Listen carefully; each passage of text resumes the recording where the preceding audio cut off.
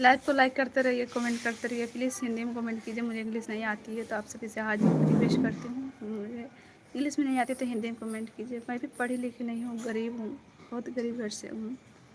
तो जो भी हिंदी पढ़ने मुझे आता है, मेरे हस्बैंड जी सिखाए हैं। इसमें हंसने वाले और चाहे लोग गलत मजाक उड़ाने वाले के कोई बात ही नहीं है। अगर गलत इसकी कोई उड़ाए मजाक करें, नहीं पढ़ी हो तो नहीं पढ़ी दोस्तों। मेरे बचपन में कोई था नहीं पढ़ाएगा, मैं भी गरीब थी, मेरी मम्मी नहीं थी, मुझे सपोर्ट करने वाले नहीं थे कोई। मेरे नाना ही नानी थे और वही हमको सपोर्ट किए। हमारे मामू मामी, नाना नानी हमारे शादी किए। हमारे पति जी जो भी आए हैं, तो हमारे पति जी हमको वीडियो में लाए हैं, हिंदी पढ़ने के लिए सिखाए हैं, बहुत सिखाए हैं। हमारे घर वाले मुझे बहुत समझाए हैं, बहुत सिखाए हैं।